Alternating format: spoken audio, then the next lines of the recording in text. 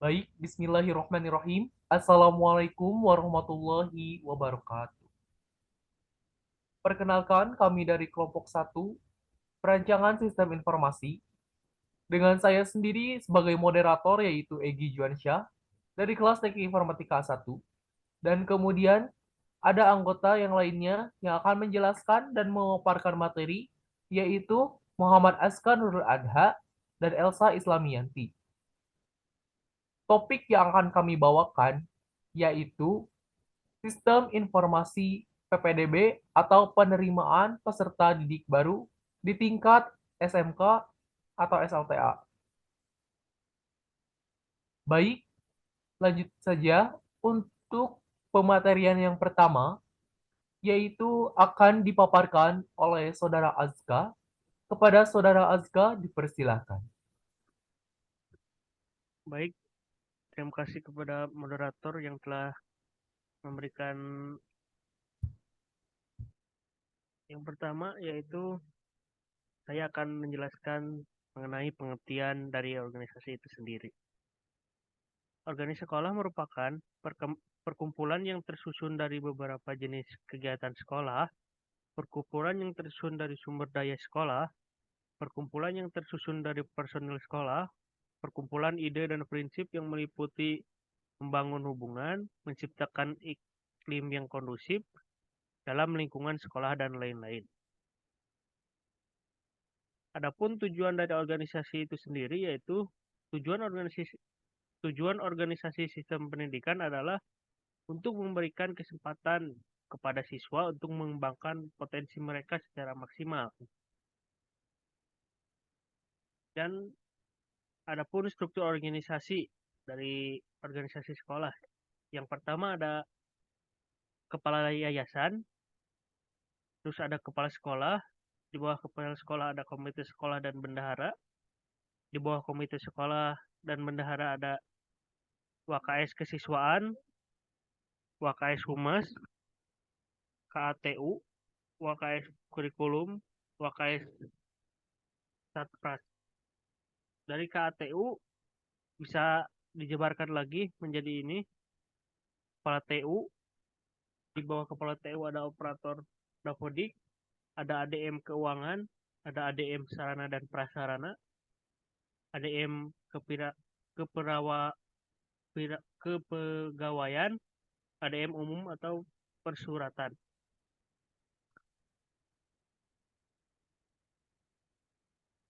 Mungkin itu saja, kembalikan kepada moderator.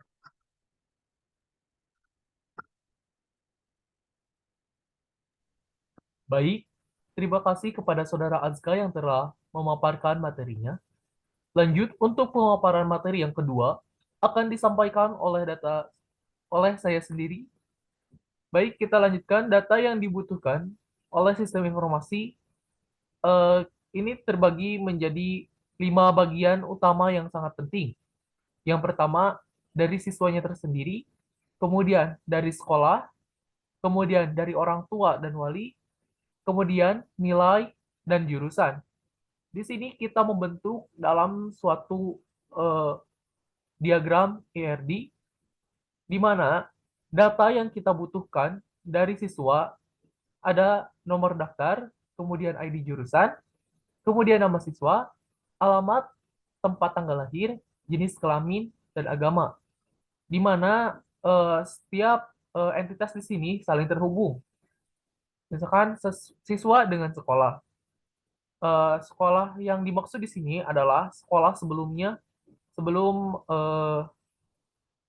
masuk ke tingkat SLTA, yaitu SLTP, di mana data yang dibutuhkan dari sekolah sebelumnya adalah nama sekolah, tahun lulus, NPSN, alamat, dan tanggal dikeluarkannya ijazah. Kemudian, data yang dibutuhkan dari siswa juga, yaitu data orang tua siswa atau wali. Pertama, data yang diperlukan yaitu nama orang tua, kemudian pekerjaan, alamat, dan hubungan.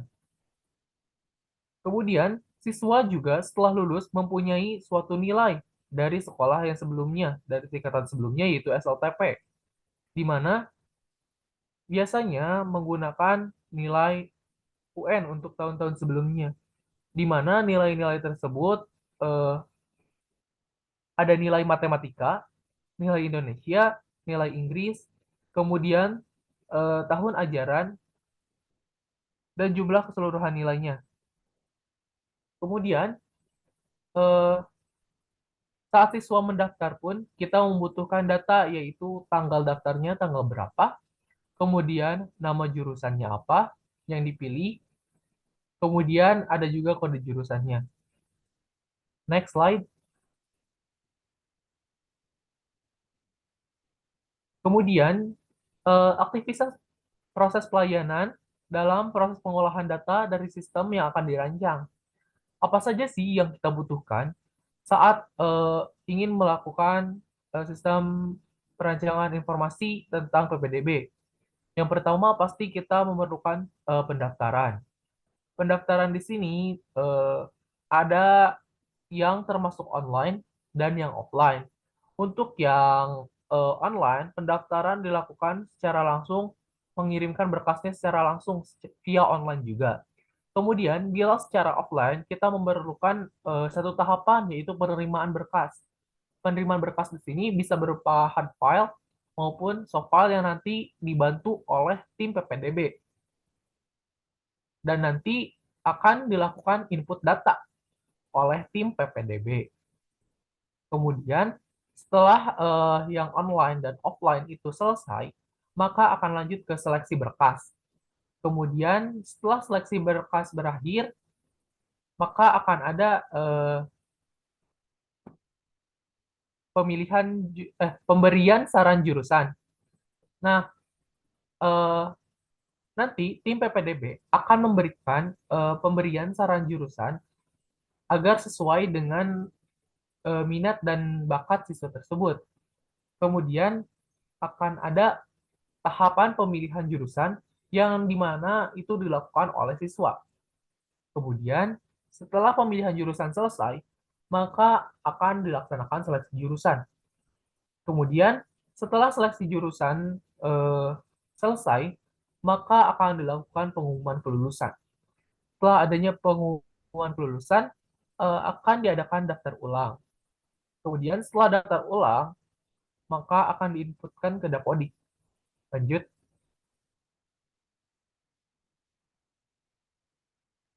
Nah, mungkin untuk strukturnya seperti ini prosedur kerja yang seperti telah saya jelaskan. Untuk pendaftaran online memerlukan beberapa tahap, yaitu penerimaan berkas dan kemudian input data. Kemudian untuk pendaftaran secara online itu pendaftaran mengirimkan berkas via online langsung terinput datanya. Kemudian ada seleksi berkas yang seperti saya tadi sudah jelaskan, yaitu di mana di sini kita seleksi dimulai dari data-data dari nilai. Biasanya untuk tim PPDB menseleksi berkas itu dari segi nilai. Kalau untuk SMK tersendiri biasanya memilih nilai yang tinggi gitu. Kemudian setelah seleksi berkas selesai, pemberian saran jurusan yang dilakukan oleh tim PPDB maupun pihak sekolah yang lainnya. Kemudian pemilihan jurusan yang dilakukan oleh siswa dan seleksi jurusan setelah pemilihan tersebut. Kemudian seleksi ini dilaksanakan bisa secara online maupun offline. Kemudian pengumuman kelulusan dan kemudian dilakukanlah daftar ulang bila siswa tersebut lolos tahapan seleksi. Kemudian diinputkan langsung ke Dapodik. Next. Nah, dari data-data sebelumnya yang telah saya paparkan, maka akan terjadi struktur proses untuk sistem informasi dari pengolahan awal.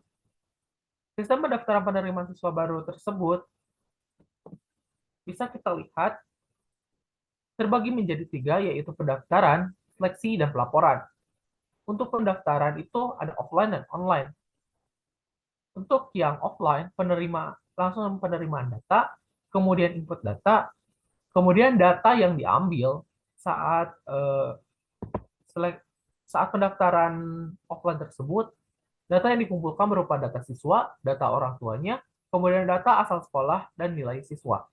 Untuk online juga sama, hanya perbedaannya tidak ada penerimaan berkas karena mereka mengirimkan secara langsung melalui input data. Kemudian data yang diperlukan juga sama, yaitu data siswa, orang tua, asal sekolah, dan nilai siswa. Kemudian untuk tahapan seleksinya, seleksi berkas terbagi menjadi dua, yaitu seleksi berkas dan seleksi jurusan. Untuk seleksi berkas sendiri, yaitu tentang pemilihan jurusan, kemudian input data jurusan. Kemudian untuk seleksi jurusan, ditentukan oleh hasil seleksinya. Kemudian yang terakhir, penerimaan, yaitu ada di pelaporan. Apa saja sih data yang dibutuhkan pada pelaporan, yaitu data pendaftar, kemudian data nilai, data asal sekolah, kemudian hasil seleksi yang tadi, kemudian setelah hasil seleksi keluar, bisa melakukan daftar ulang dan membuat data siswa yang baru. Next. Baik, untuk materi selanjutnya tentang diagram konteks, akan dilanjutkan oleh pemateri yang ketiga, yaitu Saudara Elsa. Pada Saudara Elsa dipersilakan. Baik, terima kasih. Langsung saja, tapi sebelum itu, sebelum kita melihat sistem dalam diagram konteks ini, kita perlu tahu dulu external entity yang ada pada sistem informasi ini. External entity sendiri ialah simbol pertama yang digunakan dalam DFD. External entity adalah pihak yang berada di luar sistem, bisa berupa individu, organisasi, divisi, perusahaan, atau sistem lain. External entity ini dalam diagram konteks biasanya dilambangkan dengan simbol persegi panjang. External entity akan memberikan input ke sistem atau menerima output dari sistem. Dalam sistem yang kami buat ini, external entity-nya adalah panitia PPDB, calon siswa baru, kesiswaan, dan kepala sekolah. Nah, sekarang kita lihat. Jadi diagram konteks itu merupakan diagram sederhana yang menggambarkan internal entity dan external entity dari sistem informasi sendiri. Yang kami buat itu sistem pendaftaran penerimaan siswa baru. Sebelumnya sudah saya jelaskan, external entity akan memberikan input ke sistem atau menerima output dari sistem. Yang pertama kita lihat ada panitia PPDB. Panitia PPDB memberikan input data dari calon siswa dan menerima output diantaranya yaitu laporan hasil seleksi. Yang kedua ada calon siswa baru. Calon siswa baru itu memberikan input kepada sistem berupa data diri, sedangkan sistem memberikan output nantinya berupa kartu pendaftaran. Lanjut kita lihat ke kesiswaan. Kesiswaan memberikan input data jurusan kepada sistem. Nah, yang terakhir itu ada kepala sekolah. Kepala sekolah menerima output dari sistem berupa laporan hasil seleksi dan laporan jumlah pendaftar. Next. Nah, di sini kami memasukkan diagram konteks dan DFD level 0. DFD level 0 itu sebenarnya sama dengan diagram konteks. DFD level 0 menggambarkan sistem yang akan dibuat sebagai suatu entitas tunggal yang berinteraksi dengan orang maupun sistem lain. DFD level 0 digunakan untuk menggambarkan interaksi antar sistem yang akan dikembangkan dengan entitas luar. Sebenarnya jika kita perlihatkan atau jika kita perhatikan, di diagram level 0 ini adalah kelanjutan dari struktur proses yang telah kami buat. Diagram level 0 ini merupakan bentuk lain dari diagram konteks. Ada perbedaan antara dua level DFD yang nantinya akan kami jelaskan atau saya jelaskan. DFD level 0 hanya menggambarkan sistem secara basic saja. DFD level 0 hanya menjelaskan aliran data dari input sampai ke output. Jadi intinya DFD level 0 itu persis sama dengan diagram konteks, cuman lebih kompleks. Di sini, seperti struktur proses yang telah dijelaskan oleh rekan saya, terdapat pendaftaran, seleksi, dan pelaporan. Pendaftaran itu entitas yang terlibat antara si panitia PPDB dan calon siswanya.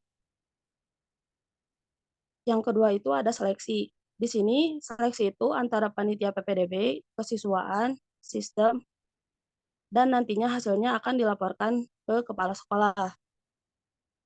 Untuk pelaporan sendiri, entitas yang terlibat itu adalah kepala sekolah. Next. Nah, ini merupakan diagram konteks DFD level 1. DFD level 1 adalah tahapan lebih lanjut tentang DFD level 0, di mana semua proses yang ada pada DFD level 0 akan dirinci dengan lengkap sehingga lebih lengkap dan detail. Proses-proses utama yang ada akan dipecah menjadi subproses. DFD level 1 menggambarkan aliran data yang lebih kompleks pada setiap prosesnya, yang kemudian terbentuklah data store dan aliran data. DFD level 1 menggambarkan sistem secara sebagian atau seluruhan secara mendetail. Di sini, calon siswa memberikan data calon siswa kepada sistem. Nanti sistem akan memproses dan menghasilkan data calon siswa, data nilai, data asal sekolah, dan data orang tua. Panitia PPDB setelah calon siswa mendaftarkan atau menginputkan data nanti akan diinputkan. Kan tadi sudah dijelaskan dalam sistem yang kami buat ada online dan offline. Untuk yang pendaftaran offline, setelah penerimaan data nantinya akan diinputkan datanya. Nah, itu oleh panitia PPDB. Selanjutnya, tadi sudah dijelaskan terdapat pemilihan jurusan. Setelah pemilihan jurusan, nanti data jurusan yang akan dipilih akan dilaporkan oleh kesiswaan. Setelah itu, kan tadi dijelaskan tidak hanya seleksi jurusan saja, tetapi juga ada seleksi untuk penerimaannya. Nanti juga akan dilaporkan oleh kesiswaan. Nanti sistem ini akan berakhir di kepala sekolah untuk menghasilkan pelaporan data siapa saja atau data calon siswa baru siapa saja yang diterima di sekolah. Mungkin itu saja. Saya kembalikan lagi kepada moderator. Baik, terima kasih kepada Saudara Elsa yang telah memaparkan materinya. Mungkin hanya sekian dari kelompok 1 yang dapat kami sampaikan atau kami paparkan materinya. Terima kasih. Wassalamualaikum warahmatullahi wabarakatuh.